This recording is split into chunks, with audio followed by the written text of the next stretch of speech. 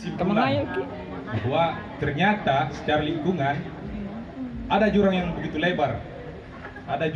lebar, khususnya di konteks negara masyarakat Indonesia. Ada jurang yang begitu lebar antara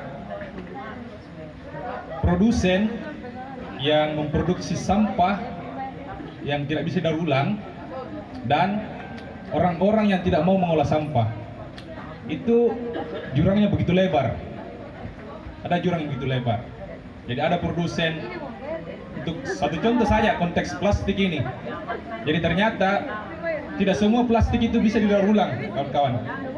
Tidak semua. Ada jenis-jenis plastik yang ternyata ketika masuk di pengolahan sampah atau tempat pembuangan air, ternyata tidak bisa diolah.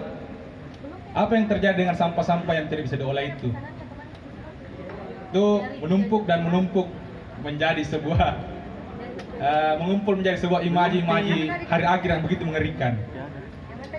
Kedua, jurang di sebelahnya ini banyak sampah istilahnya ini, tapi ternyata orang tidak ada mau mengolah.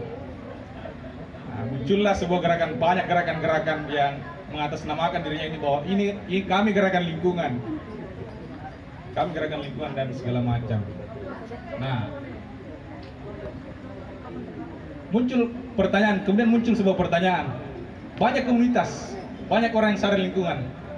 Tapi pernahkah teman-teman atau pernah kawan-kawan punya data bagaimana sih konsumsi plastik di masyarakat?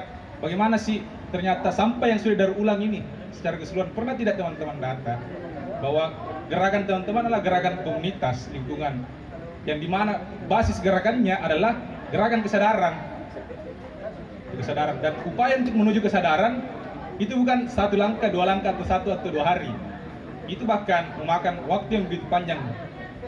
Contoh satu di Antang, DP Antang.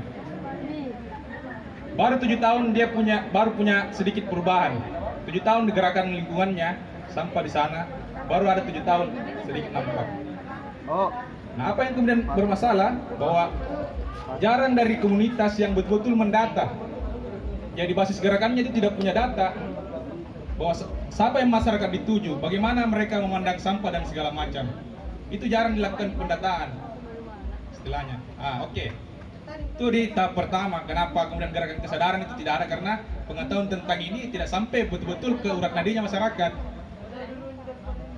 Jadi melihat masyarakat sebagai objek bahwa begini loh seharusnya. Bukan membalikkan bahwa masyarakat itu menjadi subjek kesadaran. Kita selalu datang bahwa melihat masyarakat adalah orang yang paling tidak tahulah tentang sampah. Tapi pernahkah tidak kita tahu tentang bagaimana mereka memandang sampah ini? Bagaimana kemudian mereka ternyata membuang sampah segala macam? Itu banyak datanya seharusnya. Dan sebuah gerakan yang menurutku ya ini subjektif. Itu harus dimulai dulu dari data. Oke. Itu satu hal lain. Saya fokus di plastik saat ini. Satu contoh untuk di pesisir ya, bahwa semua sampah pada akhirnya akan bermuara ke laut. Pada akhirnya. Data organisasi dunia meneliti bahwa tahun 2050 ketika tidak ada gerakan yang ekstrim dan upaya yang begitu radikal untuk menangani sampah plastik, jumlah mikroplastik yang ada di laut tahun 2050 itu akan lebih banyak dari populasi binatang atau populasi hewan yang ada di laut. Nah, apa berbahaya mikroplastik ini? Saya kasih contoh satu di Kali Brebes di Surabaya. Jadi Kali Brebes di Surabaya dari hasil riset Ekoton, teman-teman gerakan Ekoton bersama WhatsApp dan segala macam, meriset kualitas air di Sungai Kali Brebes dari hulu ke hilir. Dari hasil riset ini mereka mendapati bahwa keberadaan mikroplastik begitu mempengaruhi populasi perubahan jenis kelamin pada ikan.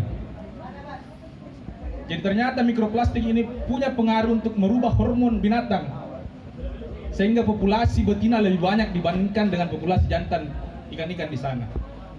Nah, apa yang terjadi ketika semua populasi ikan itu cuma satu jenis kelamin? Karena ada kepunahan. Bagaimana ini ketika sampai di Sulawesi? Bagaimana kemudian ketika kengerian atau imaji tentang plastik ini sampai ke Sulawesi, teman-teman? Ini ada yang fakta di Surabaya. Sudah ada fakta, bahkan di sana PDAM 2 PDAM tutup. Apalagi kemudian PDAM. perusahaan apa daerah air minum apakah?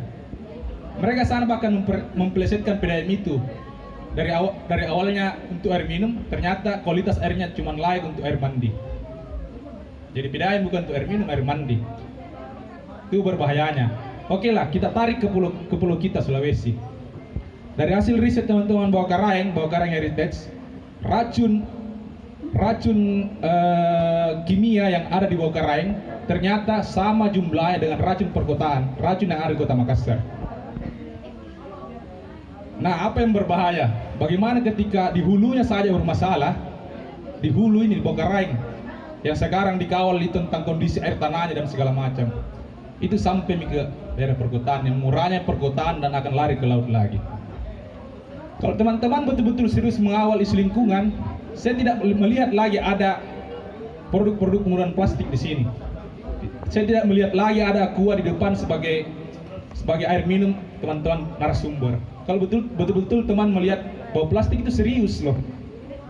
Bagaimana kemudian kita membuat kesadaran ke orang lain kalau itu tidak selesai di aktor, di individu kita. Nah, saya selalu tidak percaya tentang gerakan-gerakan kolektif ya. Ini pandangan saya. Karena ya gerakan kolektif punya misi. Mereka punya bendera masing-masing. Gerakan kolektif selalu berangkat dari bendera masing-masing. Nah, saya selalu tidak percayakan gerakan kolektif seperti itu. Karena saya selalu percaya ketika aktornya diperbaiki, individunya diperbaiki, lingkungannya pasti bagus. Nah, kalau teman-teman betul serius, tidak ada yang bisa lihat layak ke plastik di depan. Tidak ada penggunaan plastik sekali pakai. Nah, kalau teman-teman berkunjung dan pernah berbincang sama pengepul sampah plastik, begitu susahnya dipilih sampah botolan begitu. Dibuang dulu plastiknya, dipisah dulu tutup botol atasnya, karena tidak semua bisa diolah teman-teman. Kalau teman-teman betul serius ya, melihat sampah plastik itu begitu fundamental, begitu substansial. Oke, beberapa pengamatanku tentang komunitas lingkungan ya, tanpa mendiskreditkan komunitas lingkungan di Makassar. Ini tidak mendiskreditkan, tapi saya tiba di pandangan bahwa beberapa komunitas lingkungan di Makassar melihat sampah itu dari basis ekonominya. Melihat sampah secara ekonomi itu penting untuk upaya kelangsungan hidup dan upaya untuk bertahan hidup. Tapi teman-teman, ada hal yang lebih substansial atau ada hal yang menurutku lebih fundamental, bahwa kerusakan bumi yang saat ini belum mungkin dilihat efeknya saat ini, tapi bagaimana dengan generasi kita setelah ini? Beruntung kita ini kalau ada istri kita, ada anak kita, sudah ada cucu kita yang masih menikmati bumi yang tidak terlalu rusak. Apakah teman-teman tega mewariskan bumi yang rusak kepada generasi selanjutnya?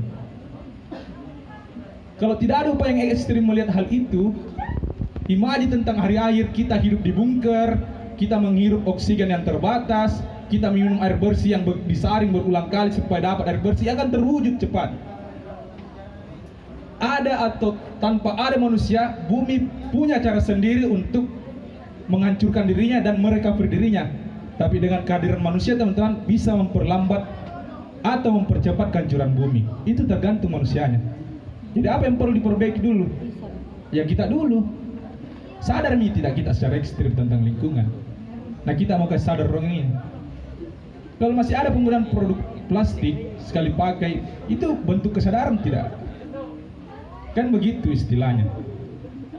Itu yang teman-teman perlu menurut dia perlu dipahami secara lebih mendasar, dan itu harus sedekat nadi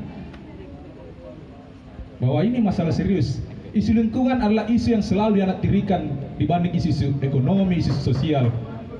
Padahal ini menurutku yang substansial sekali. Kesadaran tertinggi menurutku itu kesadaran lingkungan, dan itu jarang sampai ke orang bahwa isu ekonomi itu penting, isu kebijakan sosial, isu kebijakan politik penting. Tapi di mana kita lakukan semua itu kalau bumi rusak? Bagaimana caranya semua itu kalau tidak sehat? Bahwa kebutuhan pertama yang perlu dipenuhi manusia kebutuhan fisiologi. Hidup sehat dulu baru kita bisa berpikir. Kita harus hidup sehat dulu baru bisa melakukan gerakan. Nah, itu biasa terjadi. Serius jika tidak, itu sebelum bertanya ke orang lain, ya bertanya dulu, berjalan ke dalam dirinya teman-teman. Betul jika tidak ini saya punya kesadaran lingkungan atau sekedar ingin memakai jubah-jubah.